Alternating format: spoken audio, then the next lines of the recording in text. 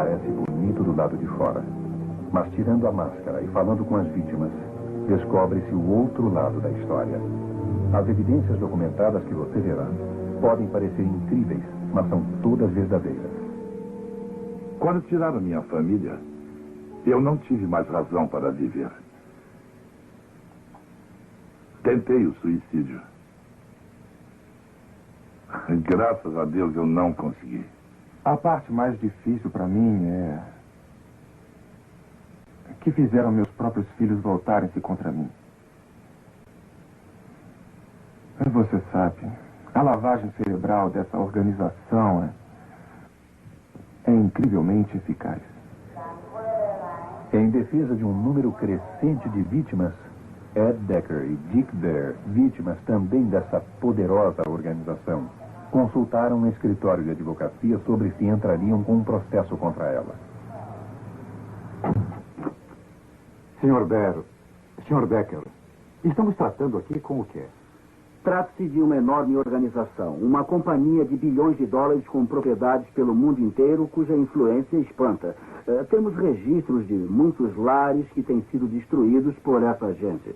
É um dos grupos mais enganadores e perigosos do mundo inteiro. Eu tenho provas que o ligam com o ocultismo, com o satanismo... Sr. Decker, eu não duvido de sua sinceridade, mas eu acho difícil acreditar nisso. Na realidade, essa gente orgulha-se muito do seu senso de unidade familiar, como também em uma forma notável de retidão moral. É parte do incrível engodo. É o que precisamos desenterrar. Nós precisamos desmascará-lo mostrando a verdade.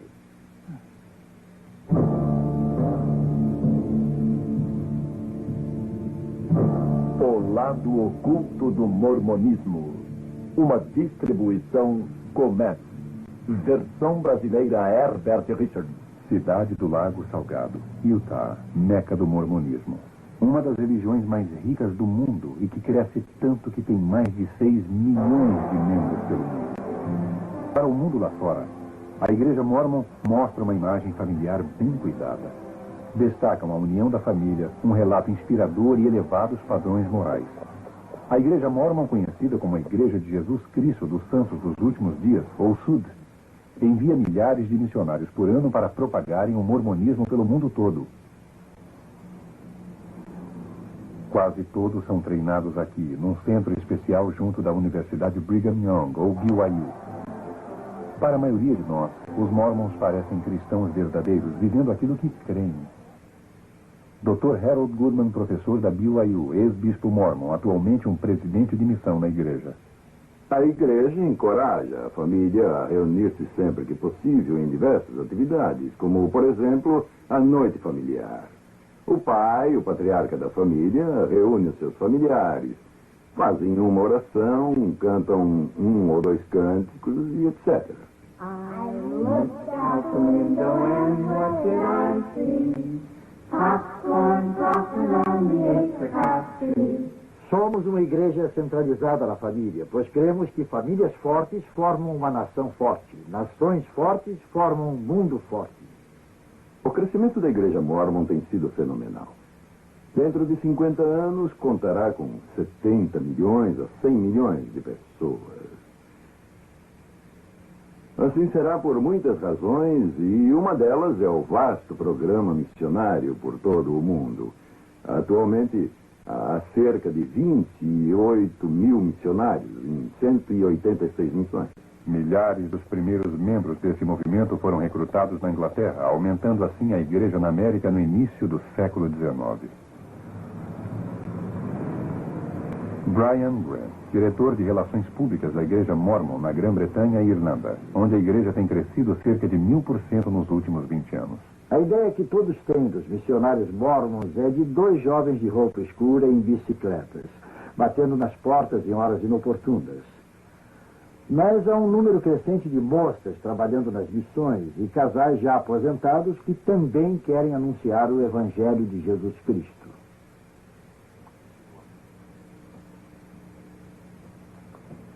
Muita gente tem se unido à igreja, creio que é por causa dos princípios do Evangelho, que os faz entender quem são, quem foram e o que poderão vir a ser. Jim e eu viemos de famílias cristãs bem sólidas. Conhecemos o mormonismo através de um dos sócios de Jim. Eu sempre tive a ideia de que um mormon era alguém que andava vestido de preto e tinha 16 mulheres. O que não é verdade, é claro. Essa gente parece cristã. Todos os cristãos que tenho conhecido possuem esses mesmos atributos. São gentis, bons, amorosos, voltados para a família. Tudo quanto eles fazem gira em torno da religião. O povo da igreja mormon é tão amigável. Eles me conquistaram através de seus bailes. Os meninos da escola me animavam dizendo: que bom você está vindo para a igreja mormon. Me fizeram entrar na igreja através de seu programa social, que é fabuloso, com aquela sua atmosfera familiar. Minha família foi destruída, então entrei direto. Os jovens certamente são a força da igreja no futuro. Por isso, temos classes para os jovens aos domingos. Há eventos atléticos para a nossa juventude. E encontros sociais, onde eles se divertem, dançam.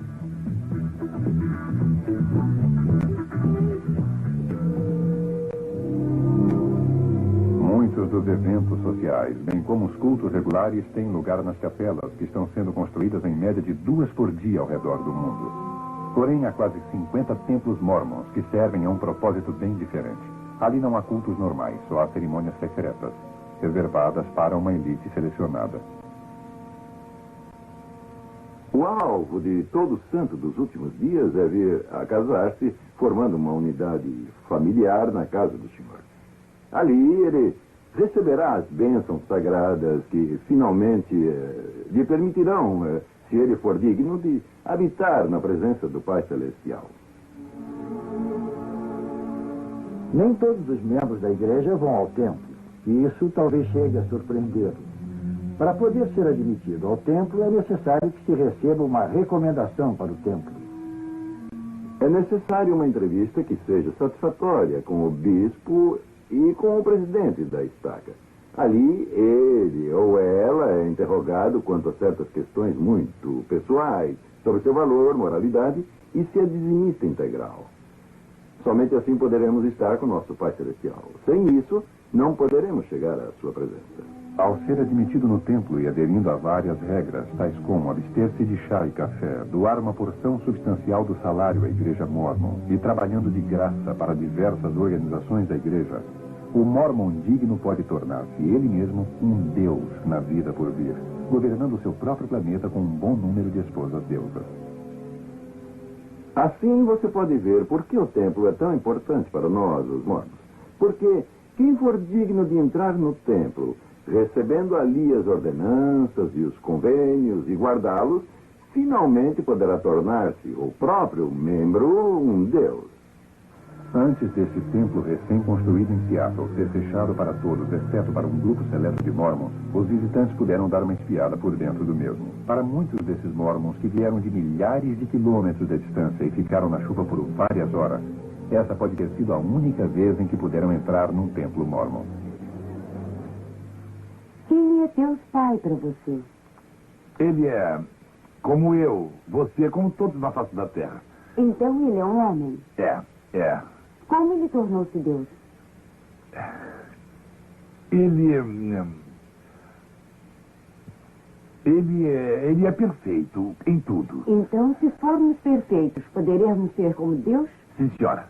Os deuses e as deusas mormons, conforme dizia Joseph Smith, outrora eram apenas humanos, como todos nós. Porém, esforçaram-se e tornaram-se deuses. Há supostamente bilhões desses seres altamente evoluídos no espaço, governando seus próprios planetas. Isso parece ficção científica ou mitologia grega. O senhor acredita que a maioria dos mormons crê mesmo nessas coisas? Sem dúvida. Claro. Floyd C. McKelvin, autor do best-seller A Ilusão Mormon. Eles creem que Deus progrediu eternamente e que antes ele foi um homem que se tornou Deus. Daí vem a doutrina deles de que todos podem evoluir e tornar-se deuses. Por exemplo, no livro Regras de Fé, há uma citação de Theon, que diz: como o homem é, Deus foi. Como Deus é, o homem poderá vir a ser. Portanto, toda a doutrina deles deriva-se da ideia de tornarem-se deuses. Eu acho que deuses e deusas não voam até os tribunais. os jurados têm a responsabilidade de mostrarem-se céticos. Precisamos dar-lhes informações que contenham algum fundo de verdade. O que os senhores estão dizendo, eu acho que eles não engolirão isso, não. Eu engoli por 19 anos. Você precisa compreender a estranha crença dos mormons que gira em torno do casamento celestial. Eles creem que a divindade deles está ligada à exaltação eterna mediante o casamento e a unidade familiar. A igreja mormon ensina que se eu quiser ser uma deusa, eu preciso me casar com um homem mormon vinculado à igreja. Sem um marido que me leve ao templo, eu não posso ir para o céu e estar com meu Pai Celestial. Segundo a teologia mormon, maridos e mulheres que conseguem chegar à divindade serão obrigados a povoar seus próprios planetas, procriando todos os filhos espirituais que puderem. Desde quando eu era garotinha, me ensinavam que meu principal propósito na vida era tornar-me uma deusa no céu para que eu pudesse povoar uma terra. Como eu queria isso, estar eternamente grávida e olhar para uma terra e dizer: ela é minha, povoei toda essa terra, eu tive todos aqueles bebês, todos. Olha, na verdade, eu acho um pouco difícil crer que os advogados e juízes mormons que eu conheço realmente esperem tornar-se deuses, povoando novos mundos e praticando sexo celestial com suas esposas deusas. Por que não pergunta a eles? Bom, eu me sentiria embaraçado, para falar honestamente. E se é verdade, como o senhor sugeriu, que essa gente planeja realmente reproduzir-se por todo o universo, bom, eu prefiro não saber nada sobre isso. Temos negócio com aqueles cavaleiros. Por isso é que é um segredo. Por isso, os próprios mormons nada dizem a respeito e também ficam embaraçados. Olha, o mormonismo baseia-se na crença de que seres extraterrestres de uma estrela distante chamada Kolob visitaram este mundo. E durante esta visita estiveram com um garoto de 14 anos de nome Joseph Smith. Fizemos um curta-metragem mostrando a diferença entre o mormonismo e o cristianismo, pois o mormonismo é muito diferente do cristianismo ortodoxo. Gostaria de mostrar-lhe, se vocês me permitem.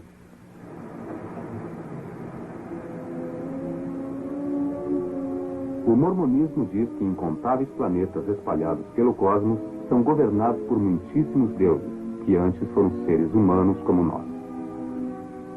Há muito tempo, num desses planetas, um deus não identificado e uma de suas esposas deusas tiveram um filho espiritual chamado Elohim. Depois, esse espírito nasceu de pais humanos, que lhe deram um corpo físico.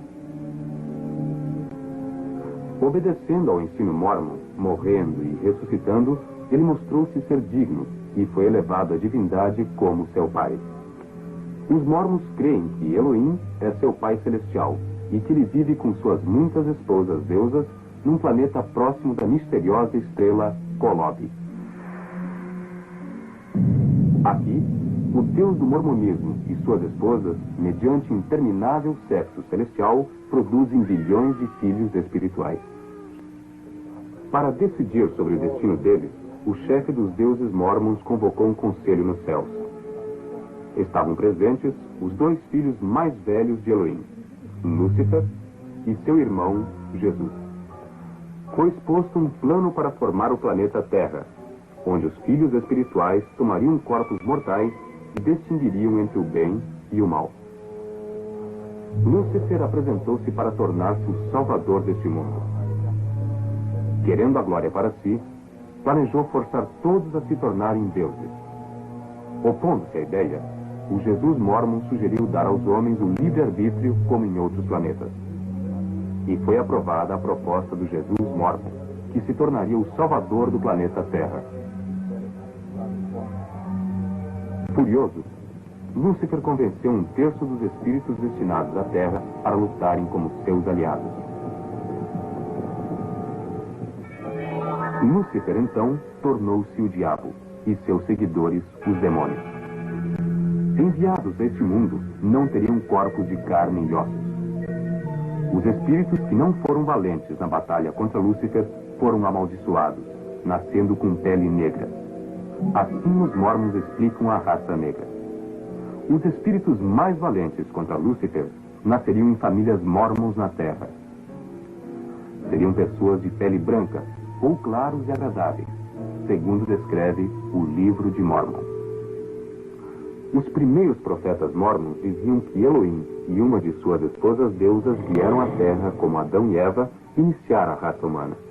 Milhares de anos depois, Elohim veio novamente à Terra, em forma humana, vindo de sua estrela Colobe, para fazer sexo com a Virgem Maria, a fim de dar a Jesus um corpo físico. O apóstolo mórmon Orson Hyde ensinou que Jesus, ao atingir sua maturidade, teve pelo menos 3 esposas: Maria, Marta e Maria Madalena. Por meio delas, o Jesus mórmon, de quem Joseph Smith dizia ser descendente direto, supostamente já era o pai de alguns filhos antes de ser crucificado. Segundo o Livro de Mórmon, após a sua ressurreição, Jesus veio às Américas pregar aos índios, os quais os mórmons creem ser realmente israelitas. Então, o Jesus mórmon estabeleceu a sua igreja nas Américas, tal como já fizera na Palestina.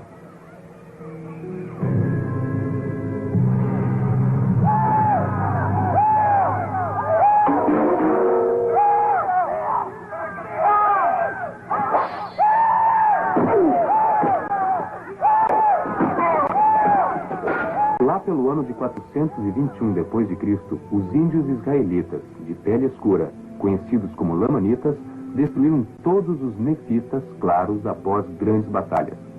Os registros nefitas teriam sido escritos em placas de ouro e foram escondidos por Moroni, o último nefita vivo no Monte Cumorah. 1400 anos depois, um jovem caçador de tesouros, Joseph Smith, conhecido por suas fantasias, afirmou ter descoberto essas placas de ouro perto de sua casa, no estado de Nova York. Hoje ele é honrado pelos mórmons como um profeta, pois afirmou haver recebido visões do mundo espiritual, nas quais lhe foi mandado organizar a igreja mórmon, pois todos os credos cristãos eram uma abominação. Foi Joseph Smith quem deu origem à maioria dessas doutrinas estranhas que milhões hoje afirmam ser a verdade. Mediante um rígido código de requisitos financeiros e morais e realizando ritos sagrados no templo por si mesmos e pelos mortos, os mórmons esperam poder provar que são dignos, tornando-se assim deuses. Os mórmons ensinam que todos terão de apresentar-se no juízo final diante de Joseph Smith, do Jesus mórmon e de Elohim.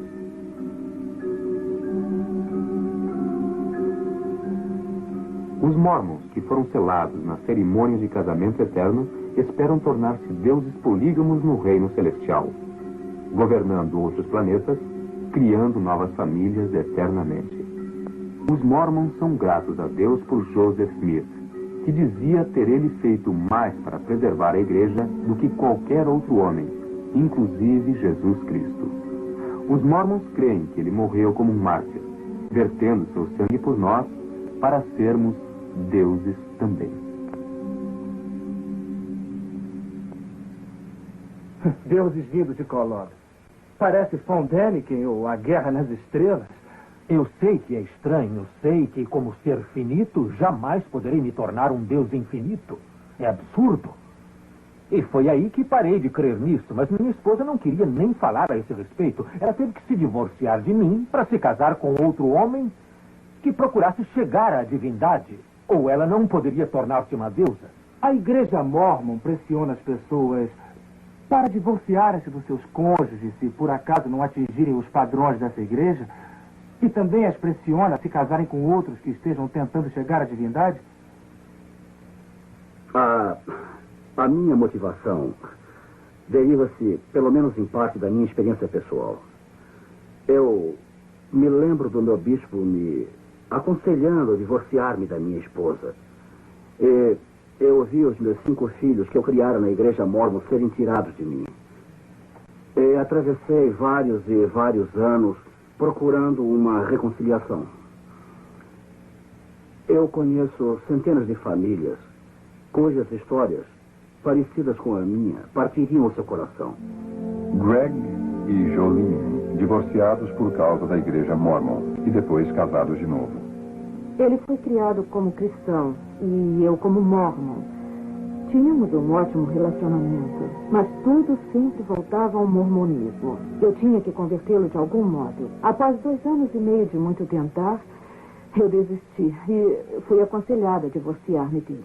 Os líderes da igreja entenderam que meu marido nunca aceitaria os padrões da igreja ou a palavra de sabedoria e nem queria estar ativo no sacerdócio. Assim, julgaram que o divórcio seria bom e aceitável para mim e encorajaram o divórcio. Na segunda visita ao conselheiro, ele repassou o que lhe havíamos dito e ele comentou: algumas pessoas jamais deveriam casar. Eu jamais pensei que um bispo iria aconselhar o divórcio. Ao invés disso, ele deve procurar meios para reconciliar os casais. Mas no meu caso, minha esposa foi aconselhada pelo bispo que seria melhor ela divorciar-se de mim. Haverá situações que, por motivo de incompatibilidade de um tipo ou de outro, o divórcio pode tornar-se inevitável. Mas, visto acreditarmos firmemente na unidade familiar e também na santidade da família, isso só se dá em casos extremos. E ninguém apela para isso por motivo de mera conveniência. Eu fui ao meu bispo e ele me aconselhou que era melhor eu viver sem ele e ser uma serva no céu mormon do que ficar casada com ele. E essa é a igreja que ensina a unidade familiar. Mas destruíram meu casamento. Senhor, isso não está ajudando o caso. Essa gente tem a liberdade religiosa de crer no que bem quiser. Mas por que teriam a liberdade de separar famílias e de destruir vidas? A pressão sobre a mulher mormon é incrível. Elas devem ser perfeitas. Elas juram total obediência aos seus maridos no templo mormon. Há todo um serviço de psiquiatria cuidando da depressão das mulheres mormons. Eu tenho uma amiga que é enfermeira psiquiátrica e ela me perguntou: por que há tantas mulheres mormons em minha ala? O quê? O que é isto? Creio que isso se deve ao fato de ser impossível a uma mulher mormon viver segundo os padrões impostos. Elas devem ser perfeitas para poderem ser exaltadas com os seus maridos. Creem que nem sairão da sepultura se seus maridos não a chamarem na manhã da primeira ressurreição. E se ela quiser chegar à exaltação, para a mulher mormon o céu consiste em ficar grávida por toda a eternidade. Um bebê espiritual após o outro. Como mulher mormon, a minha vida chegou a um ponto em que as coisas não andavam nada boas. Todo o meu tempo era gasto fazendo aquilo que os líderes mormons diziam-me para fazer. Cheguei a um ponto em que a vida não tinha mais nenhum sentido. Sandra Tanner, ex-mormon, autora, pesquisadora, considerada uma das maiores autoridades sobre o mormonismo. Utah tem um índice de divórcio acima da média nacional. A média de suicídio é muito maior que a média nacional. Normalmente, o suicídio de adolescentes é mais alto em Utah que no resto do país. Isso deve-se em parte ao fato que os mormons enfatizam a perfeição. E muitos desses jovens sentem-se derrotados em busca da divindade. Não atingem os padrões que a igreja exige deles. Isso destrói a autoestima deles de tal maneira que não podem continuar e se matam. Eu sempre senti que não estava fazendo o suficiente perante Deus. Era impossível ter um irmão melhor do que Kip. Gene e Perry Eliasson, pai e irmão do jovem Kip, que se suicidou no início de 1982 com 16 anos. Kip era um filho quase perfeito. Ele era um aluno de destaque. Fazia parte do time de corredores e foi premiado como o membro mais inspirador do grupo. Kip era meu melhor amigo e companheiro desde que sua mãe morreu quando ele tinha 5 anos. Nos últimos 2 anos, Kip andava tão ocupado com suas atividades na igreja que deixou quase tudo mais. Quanto mais ele se envolvia na igreja, mais deprimido ficava. Eu me sentava ao seu lado e discutia esse problema com ele para descobrir o que o preocupava.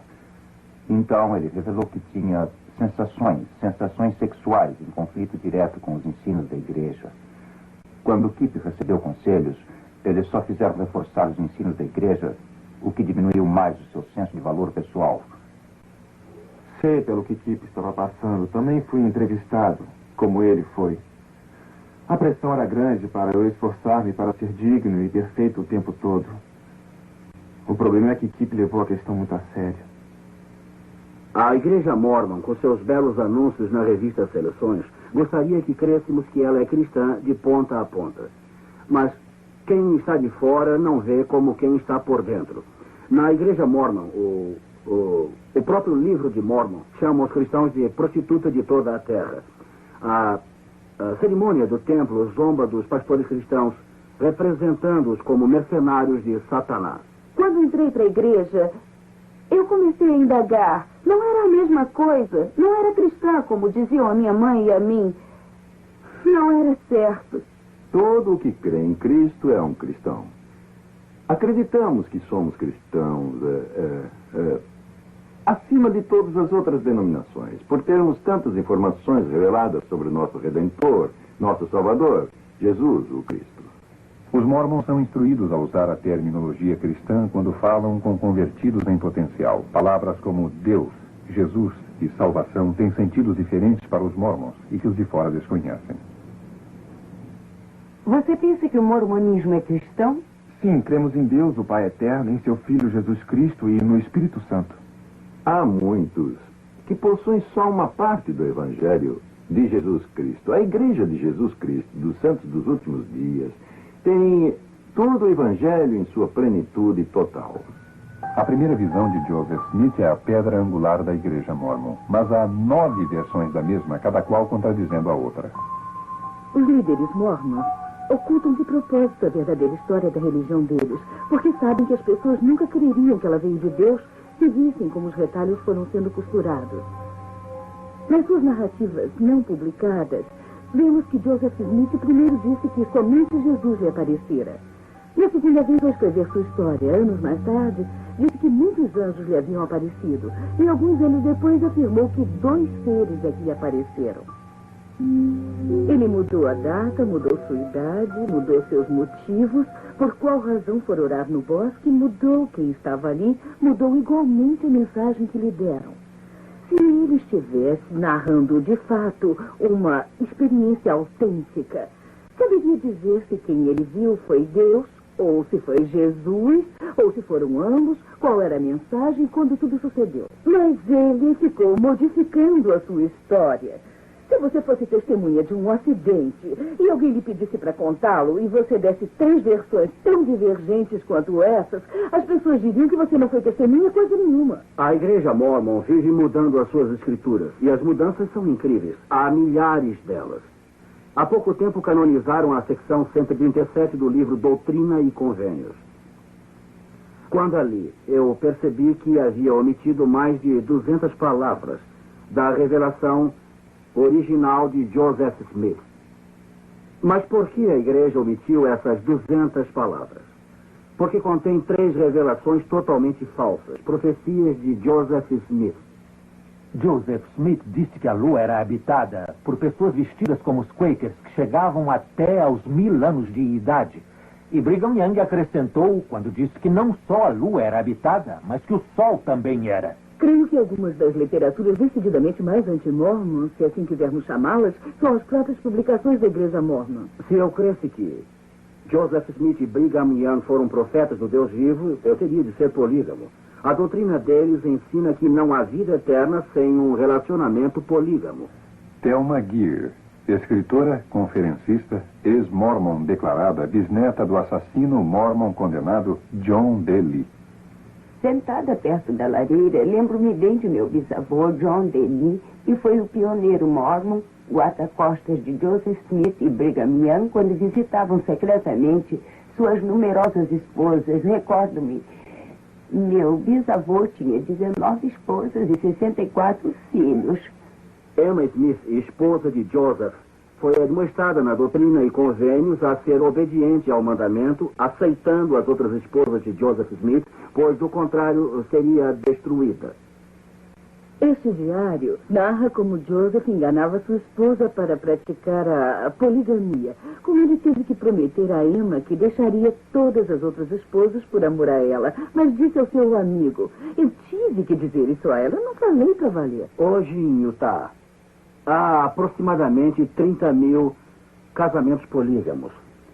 São os fundamentalistas que creem que Brigham Young era um profeta de Deus e que essa seção de doutrina e convênios é verdadeira e que eles não podem anular esse pacto eterno com Deus por alguma lei do país. A Igreja Mormon oculta propositalmente de seus membros os registros de seus primeiros líderes, de seus antigos documentos, de suas primeiras publicações.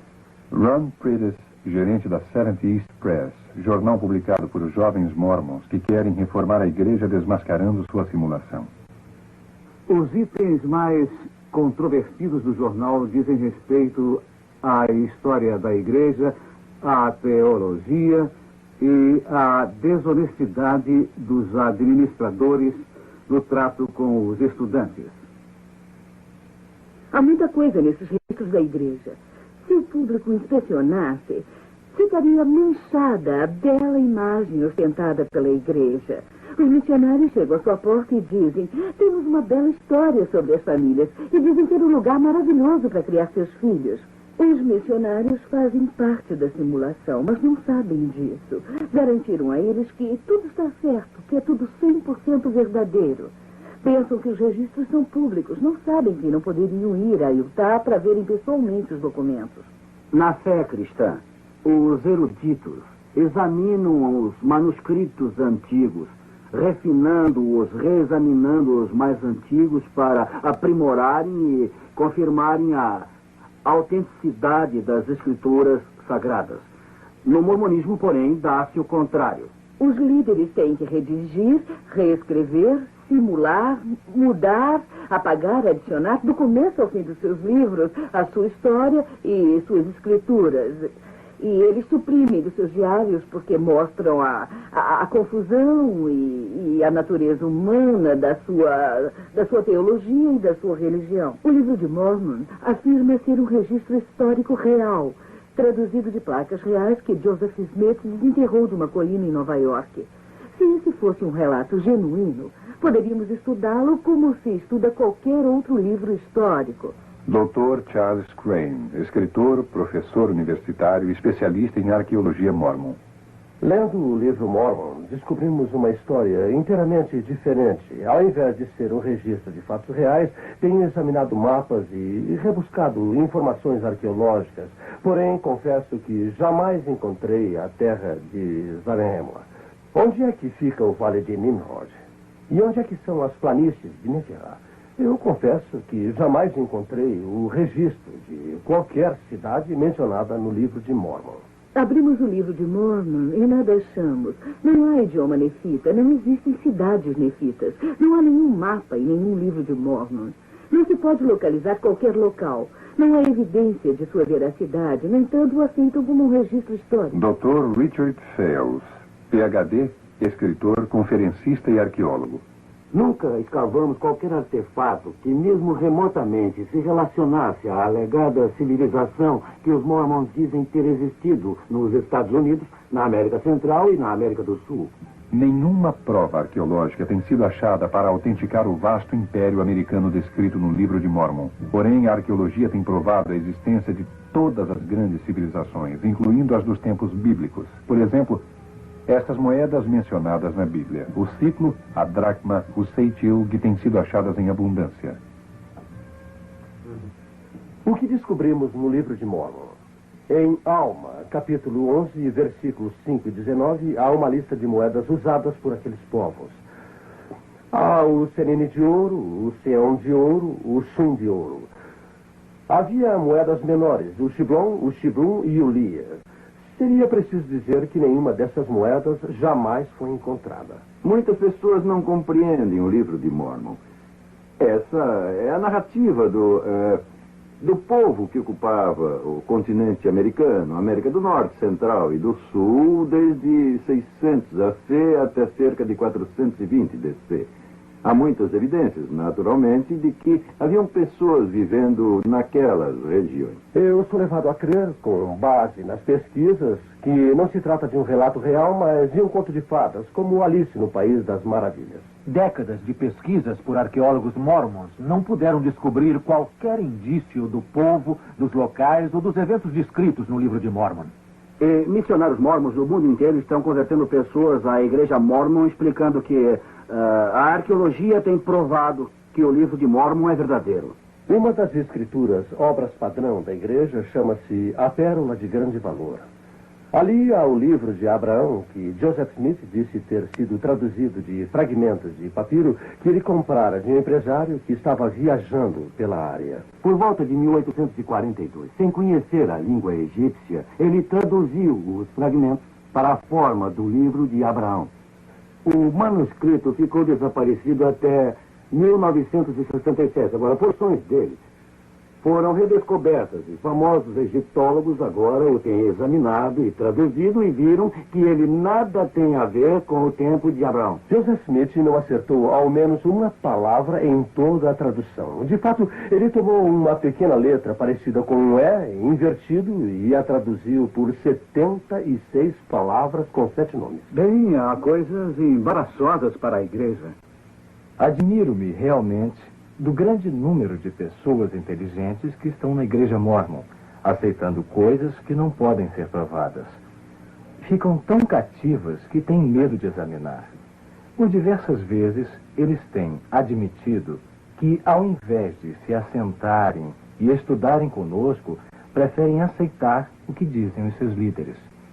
A igreja mormon tem um profeta vivo cujas palavras abafam a Bíblia ou qualquer escrito mormon anterior. Assim, o profeta Spencer W. Kimball, em meio à crescente pressão social e problemas raciais no Brasil, recebeu uma revelação divina que o capacitou a suspender a maldição contra os negros que até pouco tempo eram tidos pela igreja mormon como baixos nos seus hábitos, desajeitados, inferiores na aparência, desprezados e geralmente sem a bênção da inteligência normal. O profeta Brigham Young havia dito antes que qualquer mormon que se casasse com um negro seria morto na hora e que essa lei sagrada era inviolável. Numa publicação mormon, eu li um artigo do atual profeta da igreja, onde ele descrevia o seu poder como presidente da igreja. Dizia-se ser, basicamente, o elo entre Deus e os homens. Cremos que o profeta mais importante é o profeta vigente da época. Assim, quando ele fala como profeta, cremos que é como se o Senhor estivesse falando. A teologia da igreja mormon não está baseada na avaliação das provas bíblicas, mas se baseia principalmente no ardor no peito. Eles afirmam que isso é o que você deve procurar.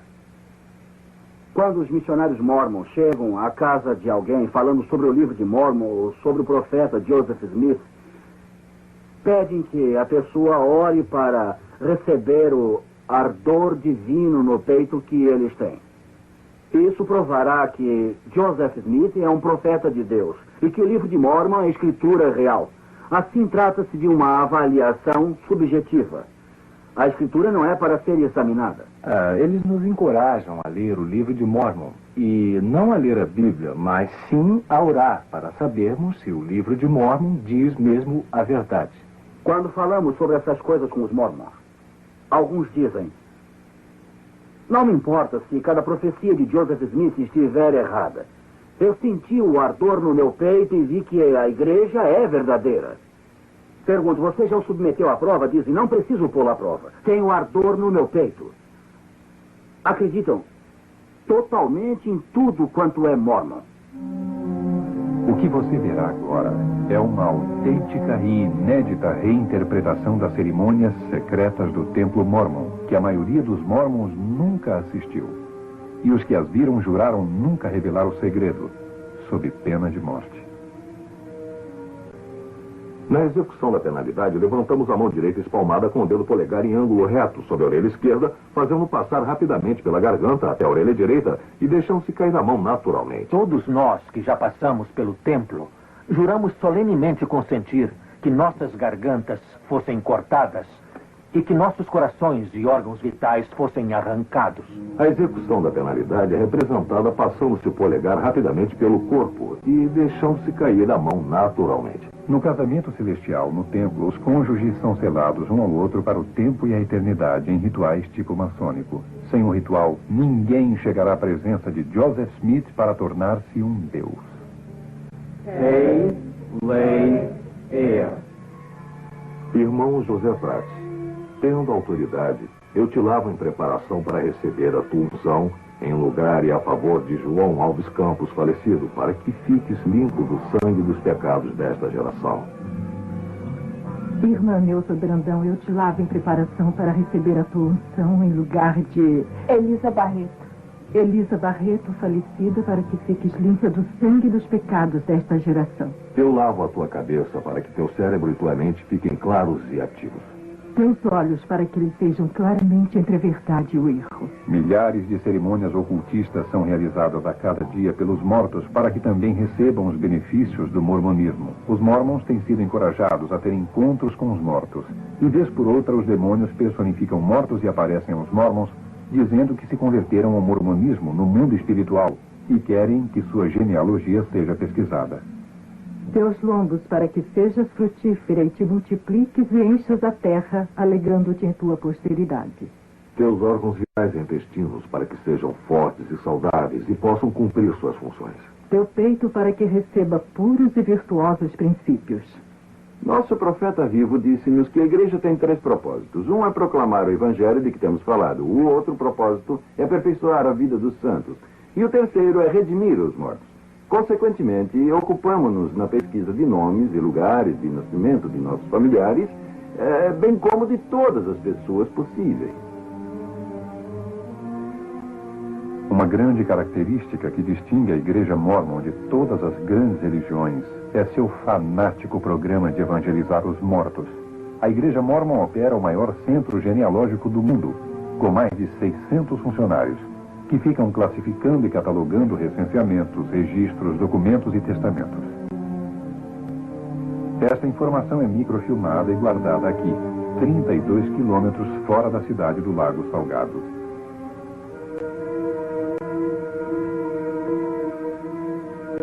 Eu faço a pesquisa, levo seus nomes ao templo e os batizo, e então selo-os na casa do senhor como unidades familiares. Quando um mormon qualquer entra no templo para receber seus endowments, recebe um par dessa sagrada roupa de baixo.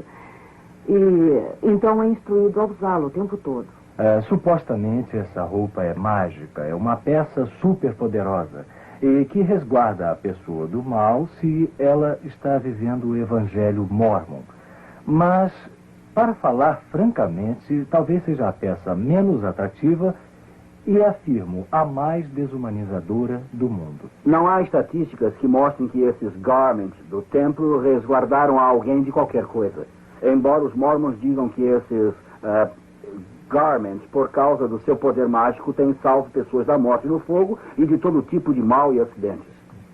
Ou elas vão ao hospital para terem neném, mas recusam-se a tirar a roupa, ao ponto do médico ter de cortá-la para o neném nascer. Depois de ajudar minha avó a banhar-se e sair da banheira, enxugávamos sua perna esquerda, punhamos o garment limpo na perna esquerda e só então ela tirava o garment sujo da perna direita. O garment tem que ser usado em contato com a pele, com suas outras roupas íntimas por cima dele. Ele protege o corpo. É como um amuleto, é uma superstição. Joseph Smith estava muito envolvido com o ocultismo. Ele tinha uma pedra de vidente que usava como bola de cristal para adivinhar o local de tesouros escondidos e traduzir as placas de ouro. Em 1826, Joseph Smith foi preso e condenado, pois fingia encontrar tesouros escondidos com a pedra. As marcas especiais nesse garment tornam-na um amuleto especial chamado talismã. Na Bíblia satânica de Anton LaVey, sob a divisão chamada Nomes Infernais, eu quero mostrar-lhe algo. Aqui está o Deus Mormo, rei dos necrófilos, Deus dos mortos-vivos. Os que o seguem são chamados Mormons. Nós não podemos chegar assim a tal conclusão. Poderia ser mera coincidência. Os mormons são obcecados por genealogia, cerimônias e ritos templários pelos mortos que creem poderem visitar os vivos e que podem converter ao mormonismo até no túmulo. Em chinês, Mormon significa portas do inferno. Por isso os missionários têm problemas em Hong Kong, por exemplo. Evitam o termo Mormon ao tentarem converter os chineses. John L. Smith, escritor e pesquisador do poderio da Igreja Mormon. A Igreja Mormon é a segunda maior instituição financeira a oeste do rio Mississippi. A Igreja Mormon exerce poder econômico com maior eficiência que qualquer outra religião organizada no mundo. Tem a companhia de seguros Beneficial Life com 470 milhões de dólares. O Deseret Management and Trust Corporation, hospitais, escolas, apartamentos e fazendas. É grande acionista do Los Angeles Times. Possui emissoras de televisão e rádio e a cadeia de lojas e departamentos ZCMI.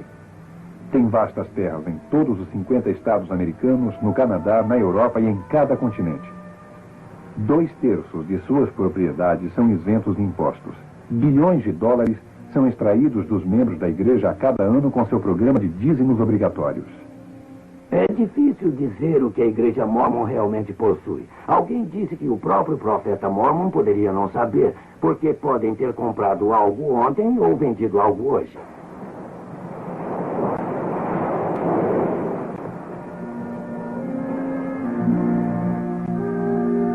Os Mormons têm uma enorme parte do Havaí.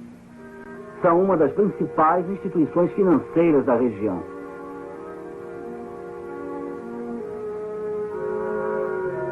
Quem vai ao Centro Cultural Polinésio é convidado a visitar o Templo Mormon. Depois do Templo de Lago Salgado, o Templo do Havaí é o mais visitado do mundo. Eles apresentam a Igreja Mormon num filme e fazem a pessoa deixar sua assinatura. O nome e o endereço da pessoa são então enviados a um missionário da área onde ela reside. Pouco depois dela voltar de sua visita ao Templo do Havaí, é visitada pelos missionários mormons, que indagam se ela gostou de sua visita ao templo e se quer saber mais sobre a igreja, usando esse método para compartilhar as doutrinas mormons com as pessoas. Eles têm outros modos de recrutar membros, como missionários de porta em porta, centros para visitantes, milhares de grupos de escoteiros e instituições educacionais. E através da cadeia de hotéis Marriott, onde a literatura mormon é posta em cada quarto. Apesar de toda a conversa de construção de uma sociedade ideal, o estado de Utah, que é 70% mormon, encabeça a nação em número de falências e fraudes e também é um líder em número de divórcios, suicídios, abuso de crianças, gravidez de adolescentes, doenças venéreas e bigamia. Há muitos na igreja que têm dificuldades para acreditar nela. Outros não creem sob hipótese nenhuma.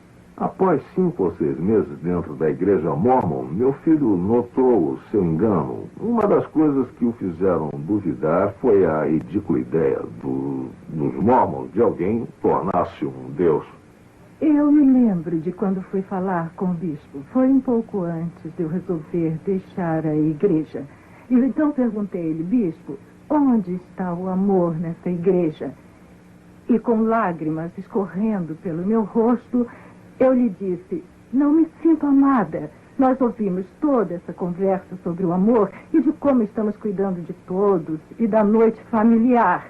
Mas onde está o amor? Por que não me sinto querida? E ele ficou sentado, olhando para mim como se não tivesse qualquer sentimento. O mormonismo menospreza a Bíblia, menospreza todas as outras igrejas, para que os mormons que perderem a fé no mormonismo pensem que nada existe nelas que tenha valor. Eu acreditava que se a igreja mormon não era verdadeira, não havia igreja verdadeira. Eu tinha um daqueles testemunhos ardentes da igreja mormon. Quando eu estava crescendo, durante a infância, minhas irmãs, meu irmão e eu éramos muito amigos. Nós éramos grandes companheiros. Desde que saí da igreja mormon, minhas irmãs cortaram completamente sua amizade comigo. Uma das regras da igreja mormon é que se alguém quiser entrar no templo, não pode associar-se a membros apóstatas, e é assim que me chamam. Depois que deixei a igreja, as coisas mudaram. Meus amigos não falavam mais comigo. E embora eu tivesse deixado voluntariamente a igreja, ao perceber que ela é falsa, eu fui excomungada da igreja mormon. E excomunhão é um termo pejorativo. Com raras exceções, quase todos os nossos amigos mormons romperam amizade conosco. Fui posta de lado. O namorado que eu tive durante todo o ano em que estudei na BYU rompeu o namoro. Ele estava se preparando para a missão. Não queria falar comigo. Disse-me de chofre, você não irá comigo ao templo e pronto. Meus colegas tiveram ordem de não falar comigo. Nossos 2 filhos, na época, estudavam na universidade e trouxeram alguns jovens mormons para conversarem comigo. Eles me contaram que alguém no Instituto Mormon havia dito que fomos excomungados por motivo de adultério. E essa é a maior mentira que já existiu. Emilda, é muito difícil alguém deixar a igreja. Isso é, publicamente. Em primeiro lugar, a ameaça ao seu emprego. Talvez seu patrão seja mormon. Isso pode ameaçar seriamente seu lugar na firma. Eu sei de muita gente que trabalha para a própria igreja, temendo perder a sua posição. Outras pessoas temem o divórcio. Conheço pessoas em altas posições na igreja que não acreditam no mormonismo. O mormon que me disse que de modo algum crê no mormonismo. Faz pouco tempo, o marido de uma família mormon começou a fazer indagações. Chamou ao telefone uma noite e disse: eu sei que o que você está dizendo é verdade, não há dúvidas em minha mente. E não posso achar falhas em suas razões. E acrescentou: eu tenho um medo danado de perder minha esposa, os filhos e meu negócio, porque se eu falar sobre o que descobri, eu perderei tudo. O motivo de muitos é que o mormonismo é um bom lugar para se criar a família.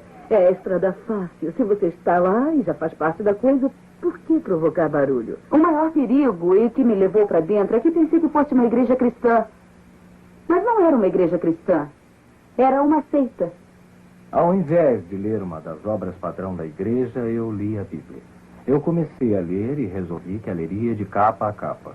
No 3º capítulo de Gênesis, eu consegui entender como Eva foi convencida por Satanás para comer do fruto, para tornar-se como Deus. E no capítulo 14 de Isaías, Lúcifer foi expulso do céu porque queria ser igual ou maior que Deus. Comecei a estudar a Bíblia, tomei conhecimento do Jesus verdadeiro, do Deus verdadeiro, e comecei a entender que o Deus do mormonismo não é o Deus da Bíblia. Obedecíamos a palavra de sabedoria, íamos às reuniões, pagávamos o dízimo, fazíamos a noite familiar, fazíamos tudo o que se esperava que fizéssemos. E quando tornei-me cristã, notei que eu não era a pessoa boa que tinha pensado ser, pois Deus revelara o nosso orgulho interior, nossos problemas interiores, as coisas que não vimos antes por estarmos ocupados com coisas externas. Estávamos tão satisfeitos com essas coisas que pensávamos que todo o resto ia bem. Sentia-me solitária como criança na igreja, solitária como pessoa casada na igreja, solitária como solteira na igreja. Mas quando conhecia Jesus, sabia que havia alguém que ficaria comigo o tempo todo. Lembrei-me que devia pedir que Jesus viesse ao meu coração. Ouvi minhas amigas crentes dizerem isso. Dobrei os joelhos um dia quando estava sozinho e pedi para Jesus entrar no meu coração. Eu não sabia o que estava fazendo, mas quando me levantei, havia nascido de novo. Eu descobri que Jesus é o caminho, a verdade e a vida, e não uma organização.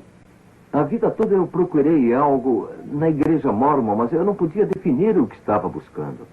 Quando a mãe aceitou a Cristo, ela compartilhou dele comigo. Eu vi alegria na vida dela como nunca vira antes em todas as suas atividades na igreja mormon. E era o que eu precisava. Eu estou muito grato a Deus que toda a nossa família, minha esposa, eu mesmo, 7 filhos queridos, saímos da igreja mormon e conhecemos Jesus Cristo de maneira pessoal. Senhor Decker, Sr. Baer, acho que não poderemos aceitar seu caso. Mas há fraudes, decepções deliberadas, famílias e vidas sendo destruídas. Os senhores não têm dinheiro para lutar contra os mormons. Eles têm bilhões. Isso se arrastaria por anos. E eles têm os recursos. Os senhores nos levaram de ida e volta até Coloda, mas os jurados não nos acompanhariam. As seitas são protegidas sob o atual sistema legal. Continuarão a proliferar à custa de vidas humanas e famílias. Eis o que restou do meu filho Kip. Esta é sua última carta. Papai, te amo mais do que posso exprimir. Se possível, eu ficaria vivo por sua causa. Pois amo só você. Mas não é possível. Antes de tudo, devo amar a mim mesmo, mas não me amo.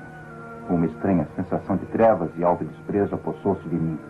Infelizmente, devo ceder a essa sensação horrível. Essa turbulência só alguns entendem. Eu sei que você não entende a sensação de autodesprezo que sinto. Essa é a única forma em que posso aliviar-me dessa sensação. Vá em frente e seja feliz. Te amo mais do que as palavras podem pedir. Seu filho Kip.